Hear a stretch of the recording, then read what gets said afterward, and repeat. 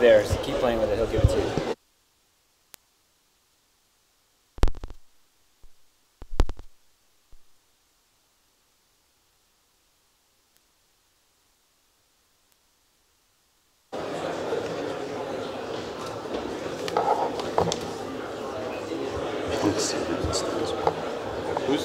Who's the guy in the booth, right? Yeah, I don't know his name. Can he turn this on? Or You could. You can. Try it now. Ooh.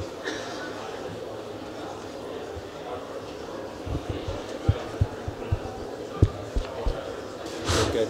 Hello? Oh, okay. All right. We're live. All right. Our next talk is approaching parity. Oh, you can see it here. Considerations for adapting enterprise monitoring and incident response capabilities for efficacy in the cloud environments, and how to operationalize those capabilities with a playbook. Matt, our next speaker, is an information security practitioner with over 20 years of IT experience. He helps protect Cisco's network and assets as a first responder on the computer security incident response team. He participates in groups such as the Defense Security Information Exchange and North Carolina InfraGard, and Matt's hobbies include making his own sauerkraut and competitive rifle shooting. Welcome, Matt.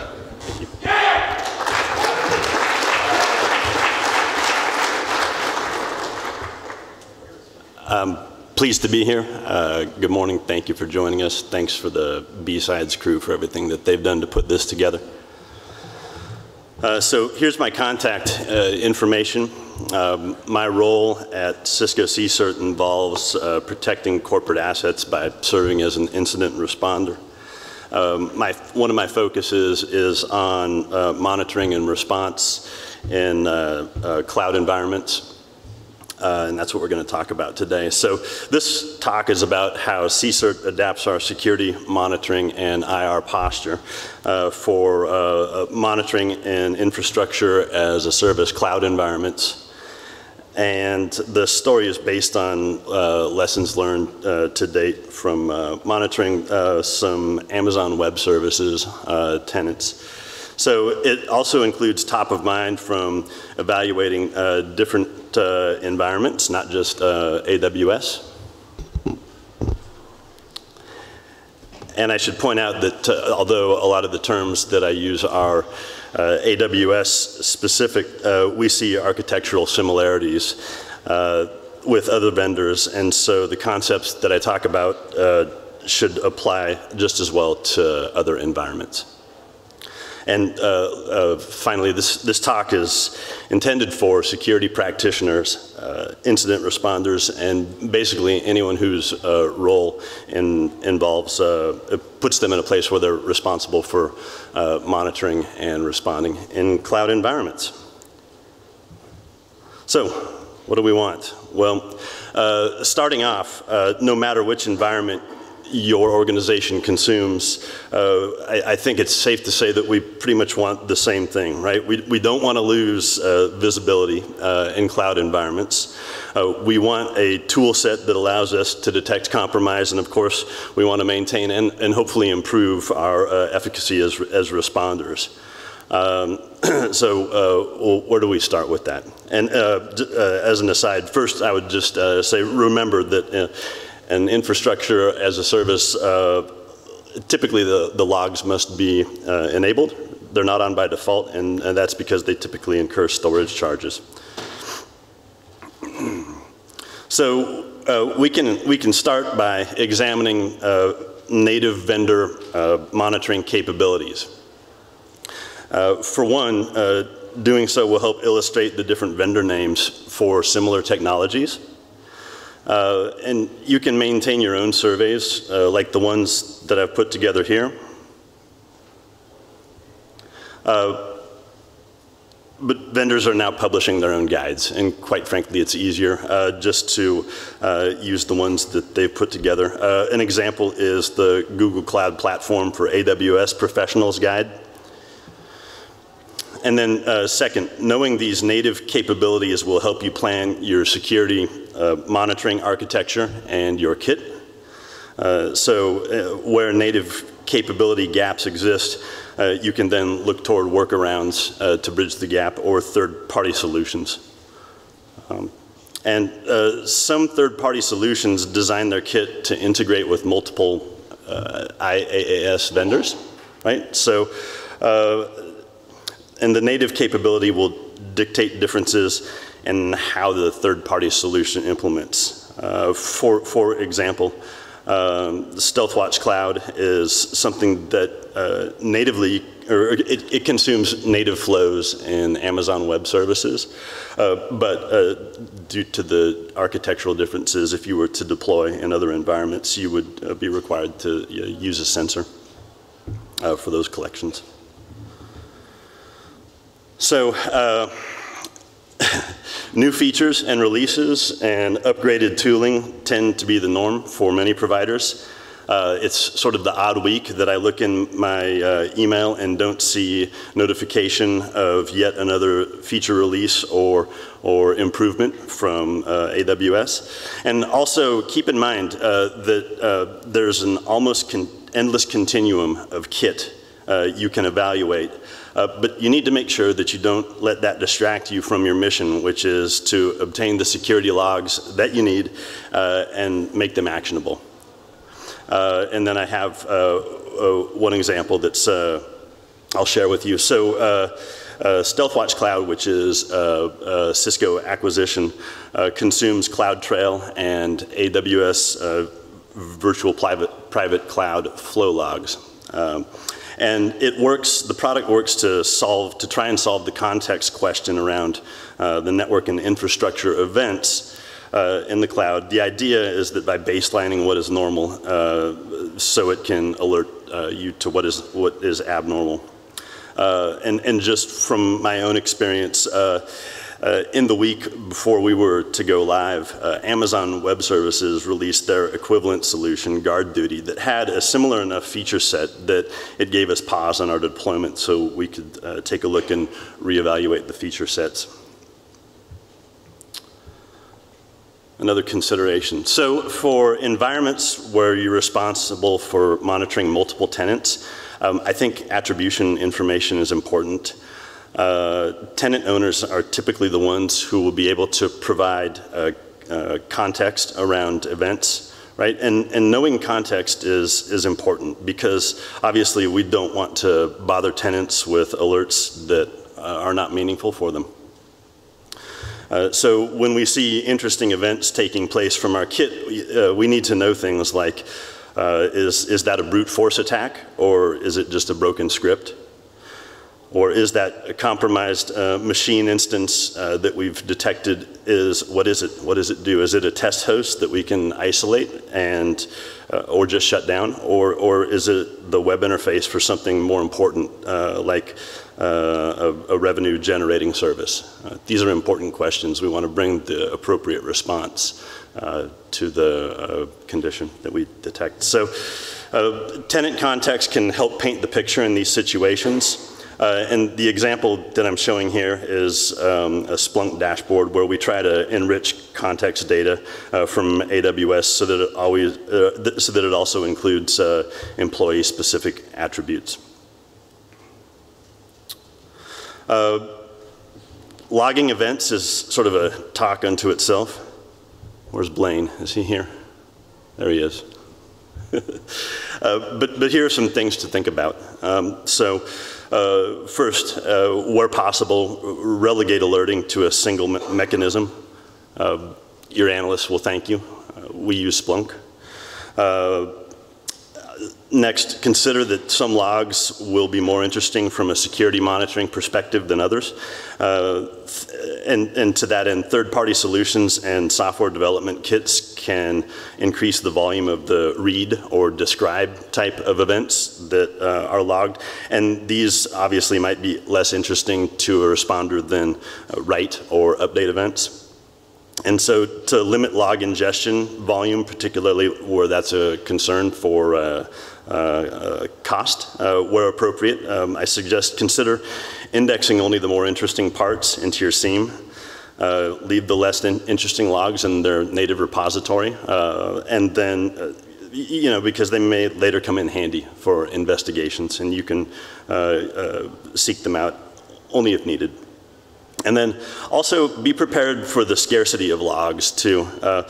Serverless service offerings tend to abstract the virtual machine, for example, so you can run DNS using Route 53, but just as that machine is abstracted, keep in mind that so too may be the logs that would be useful to go along with it. And then one other thing to prepare for is the infrastructure as a service SOC may alert. Think AWS EC2 abuse notifications for those who are familiar with these. But the SOC will sometimes lack the attribution and context that you know about, anything that's organization specific that can give that important context around those events and let you decide whether it's just an event or an actual incident. But I will say that until you've deployed your monitoring solution, these alerts can be used as another layer of telemetry. In either case, be prepared because the SOC will contact you, and you, at a minimum, need to have some response capability. And then one last consideration is the bill. It's a great quick check. If you know what your typical monthly charges are, this can be a great indicator. So, for example, if your bill goes from $500 a month to $50,000, that's a pretty good sign that something's changed, and you just have to figure out what and why. So now let's switch gears, and I'll talk a little bit about how the AWS environment that CSIRT monitors. So this is a simplified picture and version of the story. Continuous Security Buddy is an internal tool set that we use to monitor our tenants. We came about a year ago to have multiple company-owned tenants. This adoption happened fairly rapidly over the course of a few months. And at that time, CSIRT was working on our initial AWS monitoring solution based mainly on CloudTrail logs and billing logs, and a little bit more that I'll get to in a moment.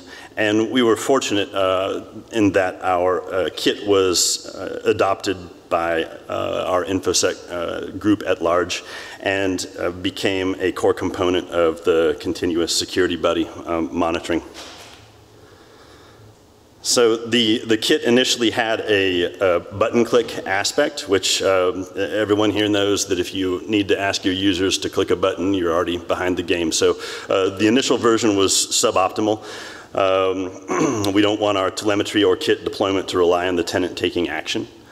There is a carrot component for those who may have multiple tenants to roll up under a corporate account and to the tune of discounted pricing. That's something you need to talk to your infrastructure as a provider representative, of course, about. But the kit could be installed via the command line or via browser. Simply put, the solution uses template stacks in order to deploy roles. The roles that are installed include an investigator role that can be activated on a temporary basis. And it looks for, the kit also looks for and reports on permissive S3 policies, provides VM and other best practice notifications. Once this kit's installed, we're able to capture CloudTrail logs. We're able to capture VPC flow and OS query, which you could think of those as, it's an open source that will give you inventory information on the local machine. CloudTrail is the AWS name for the infrastructure logs.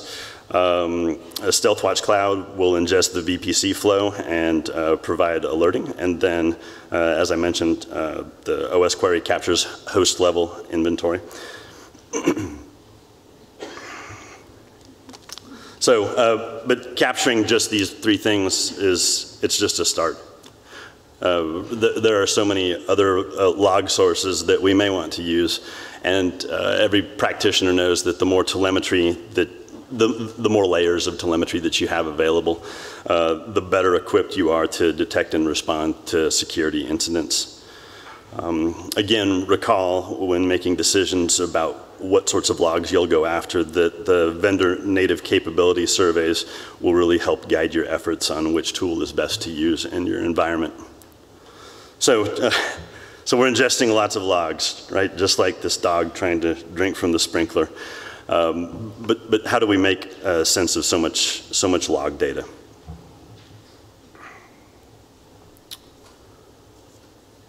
And it's a good question, right? So now that I have this mountain of data, what do I do with it? And so what I'd like to touch on now is a short overview of the CSIRT playbook.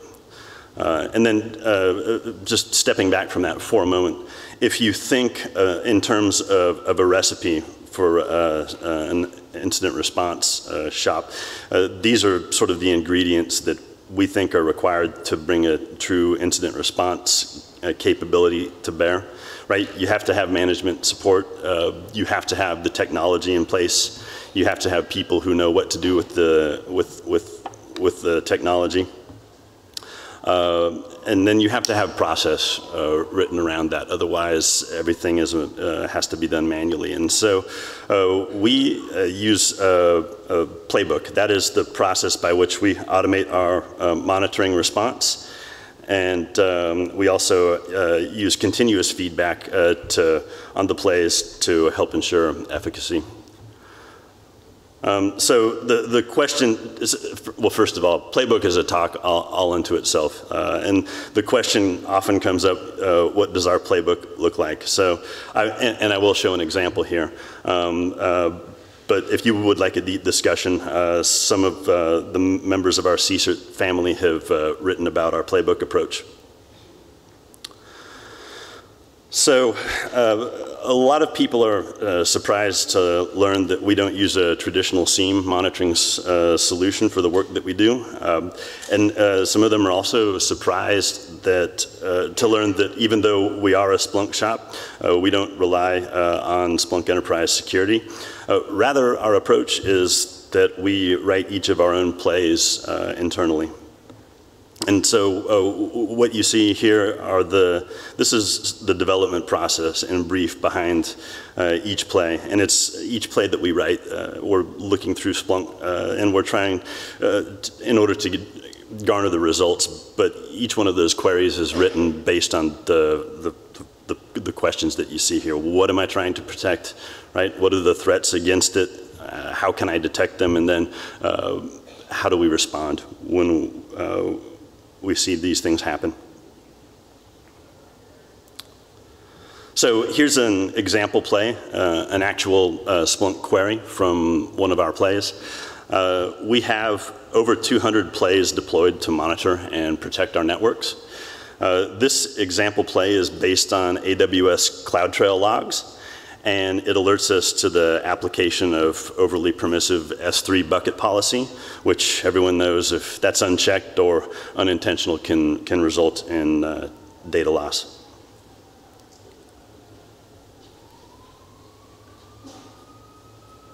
And I'm probably going really fast here, so I apologize. I want to touch on IR containment and a little bit about mitigation next. So what's the model for IR in the cloud? The providers commonly describe a shared model for security, and it goes something like this. The provider does the things like securing the data center, right? They secure the electricity, the facility, the infrastructure, the heating and cooling, et cetera. And then you take responsibility as you get nearer to the virtual machine instance, the storage bucket, or the service layer, right? But really what all this means is that you, the tenant owner, is ultimately on the hook for security. And as an aside, the CSIRT that I work for is a small shop. And in our case, we are neither intended nor are we resourced to perform the tenant support function. So likewise, when an incident is detected, the first action is typically to contact the tenant owner for additional context, containment, and then ultimately remediation activity.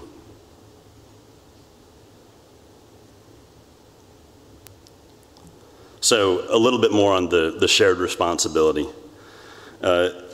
Essentially, it's the CERT working incidents with the tenant whenever possible to ensure that the tenant mitigates and contains detected security incidents as appropriate. So this includes things like using tenant context in order to get the correct response. If you think back to my example about a punt machine, right? Before we isolate it, we would really like to know as much as possible about it. Is it development? Is it production? Is it a machine that generates revenue for the company? It's important that we bring the correct response to bear. So, and how do you really know in environments where you're responsible for monitoring multiple tenants, what function that host provides in absence of that context, right? Now, of course, we can reach into that environment as needed and assume the role that allows our investigators to come in and evaluate or examine things, but you know, that's the last resort, right? That's not ideal. It's sort of like when you fix a family member's laptop, right, who doesn't know anything about computers. Once you've done that, you now own everything that goes wrong with that thing from then on. Also, as a CERT, we don't generate our revenue by selling security products. Rather, we demonstrate our value to the organization by helping mitigate risk. And this value can be expressed in terms like, in numbers, right? So you can talk about things like time to detect and time to contain. Generally speaking, one way to gauge the efficacy of your CERT is by using these numbers. And so this is an example timeline of an incident response. You know, you have the stages where the analyst determines a compromise has occurred. The analyst notifies the tenant, and the tenant takes a mitigating action, right? So that brings you from detection to containment, and that sort of encompasses the timeline. Now, of course, there may be examples where the numbers will turn out differently. Of course, shops can often bring forensic capabilities to bear if the case warrants it. But that doesn't happen for every incident that we detect. In some cases, it's simply remediate, get the tenant back to a known good configuration, and then drive on. But think about this timeline for the next examples that I'll share with you. So this is that IR shared model when it works as expected. So in this case, we detected, validated, contacted the tenant and advised, and then the tenant remediated and notified us of such. The impact was not disruptive, and we closed the case. All this took place in under a day. And again, you, the tenant, are responsible for your cloud security. Most public cloud environments, oh no, I think we've already covered this. Yeah, I don't want to chase that any further.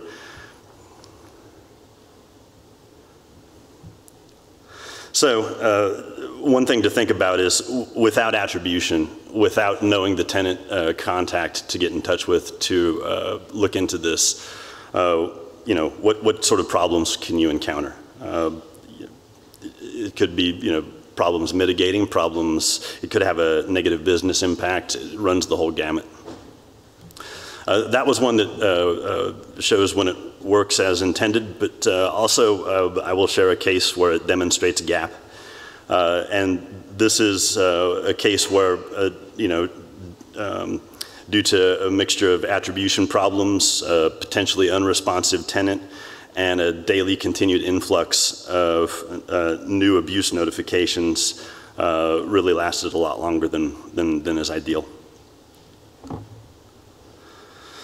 So, but it raises a good question because we come across this, and the question is what happens when the tenant contact is unresponsive? You will occasionally run across, I call them derelict tenants. The lights are on, but no one answers the door. So in that case, your SOC investigator may have to invoke a privileged role and take action. Right? My suggestion there is that in that case, when you have to do that, it's invasive. Make sure that you document your actions in case your actions have to withstand scrutiny after the fact.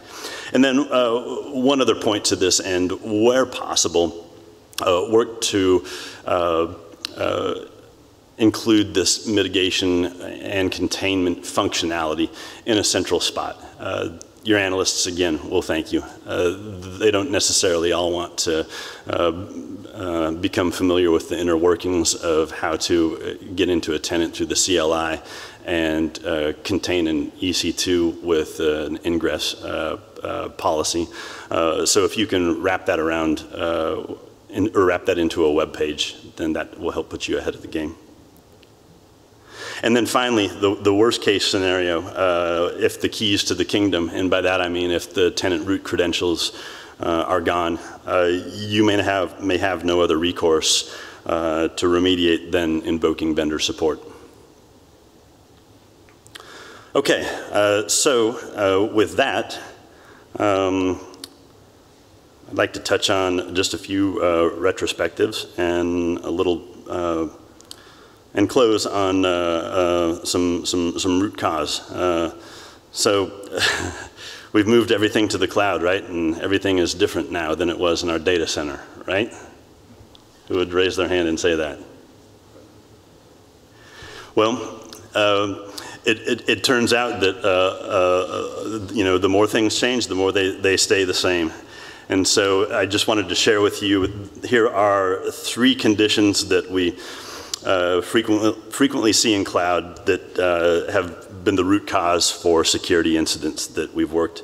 And obviously the idea here is that by preventing these mistakes, you can reduce the risk to your cloud environment. We want to do things like harden our cloud environments by reducing the attack surface wherever possible and prevent the conditions that lead to compromise. These are all the sorts of opportunities that we can take before the fact to improve the overall security posture of our cloud presence.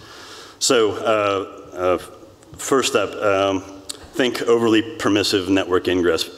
Think of overly permissive network ingress policies as potentially careless firewall policies, right? That can let anyone on the internet access your cloud host. I mean, obviously there will be situations where a permissive ingress policy is desired, for example, when you're running a publicly accessible web server. But ingress policies otherwise should be scoped according to the principle of least privilege, allowing network access only from those hosts who require it. And then you could draw the same analogy for storage buckets like S3 or Elastic Block Storage. It's the same idea here. So right, unless there's a specific need like a public document repository, for example, avoid setting bucket permissions to be world readable. The risk here obviously is unintentional exposure of sensitive data. And then number 2, as with permissive ingress policies, leaked credentials are another pitfall to a secure cloud environment and can lead to data loss.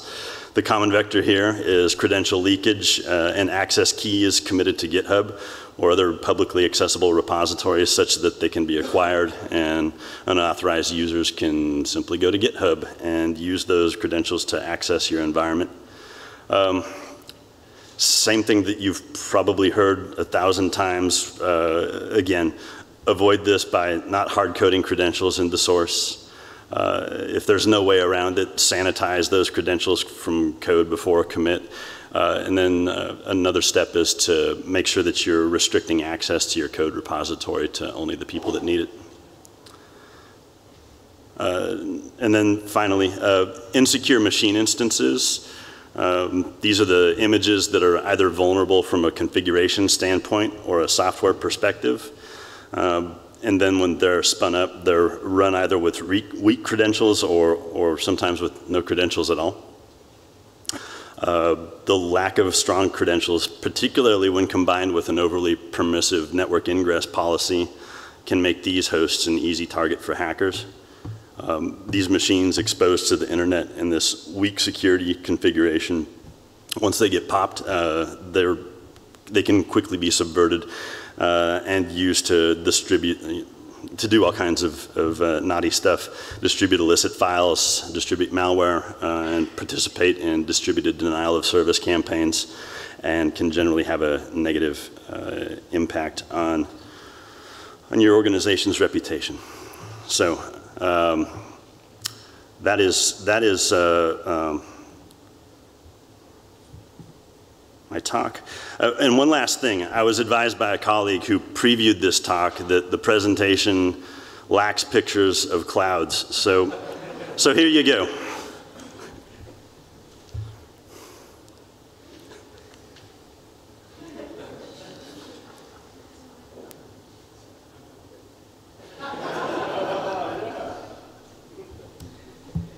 Thank you.